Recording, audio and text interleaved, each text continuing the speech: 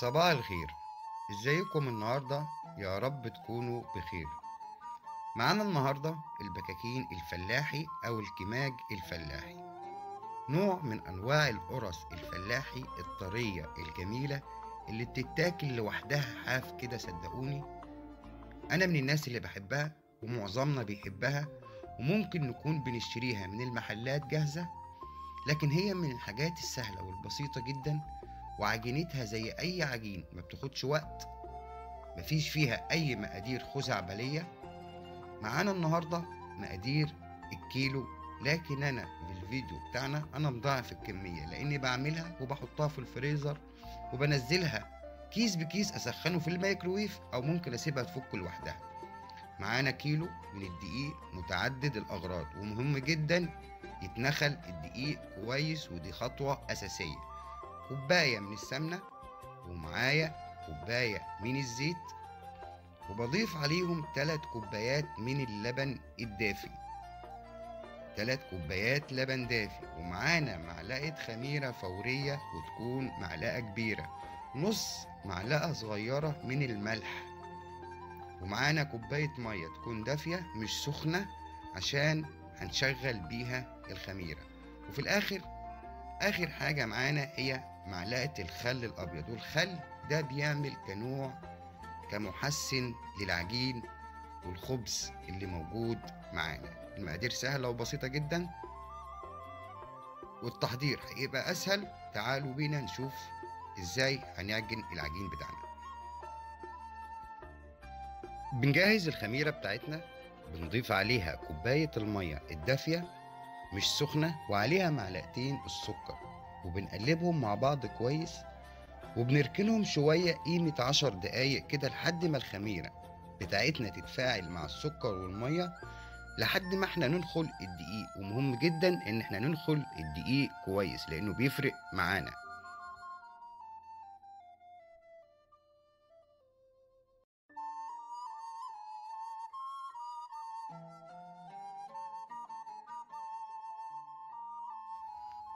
بننخل الدقيق بتاعنا كويس جدا، كل كمية الدقيق اللي موجودة معانا. وزي ما قلت لكم ان الخطوة دي مهمة جدا عشان اي حبيبات او اي تكتلات في الدقيق ما تظهرش معايا وقت العجين. وبعد كده بننزل بمعلقة الخل الابيض اللي قلنا عليها في البداية، اللي بتعمل كمحسن للخبز وبتحسن اداء العجين معايا. وبعد كده انا بنزل بكوباية الزيت ومعاها كوباية السمنة، وبنبدأ ان احنا نبس العجين كويس او نفركه بالبلدي. تمام، بنبسه كويس لان الخطوة دي مهمة جدا عشان كل حبيبات الدقيق اللي موجودة وكل كمية الدقيق اللي موجودة تتشرب من المادة الدهنية والسوائل اللي معانا، وده بيرفع من كفاءة العجين بتاعنا أو الخبز أو أي نوع من أنواع العجين اللي احنا بنعجنه. الخطوة دي مهمة جدا، نبس العجين كويس على قد ما نقدر.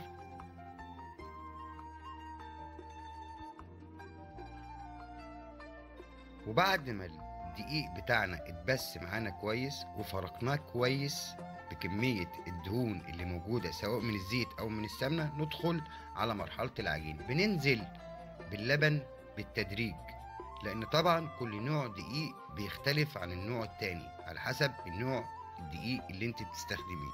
بننزل بكمية اللبن تدريجيا وبنعجن واحدة واحدة، وعلى حسب ما بيحتاج الدقيق احنا بننزل كمية اللبن.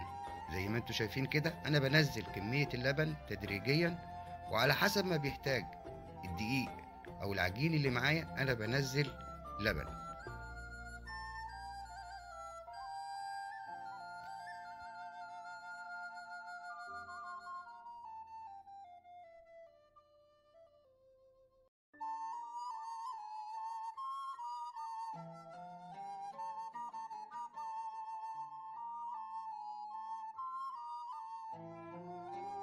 انا في العجين بتاعي احتاجت كوباية من المية، احنا ممكن هنحتاج كوباية من المية او نص كوباية على حسب ما يحتاج الدقيق اللي موجود معاكي. وقلنا ده بيرجع لنوع الدقيق اللي موجود معاكي، وهندخل لمرحلة العجن، ودي مهمة جدا، ودي يمكن تكون أصعب مرحلة قابلتني أو هتقابلكم، إن العجين يتعجن كويس، لأن كل ما العجين اتعجن واتخدم كويس في العجين بيديكي نتيجة مبهرة جدا، ونتيجة هتبقى راضية عنها. أنا نزلت الطبق بتاعي على الأرض ونزلت عليه عجن كويس جدا زي ما انتوا شايفين، عشان أقدر إن أنا أتملك من الدقيق والعجين بتاعي، وعجنته كويس جدا جدا زي ما انتوا شايفين كده.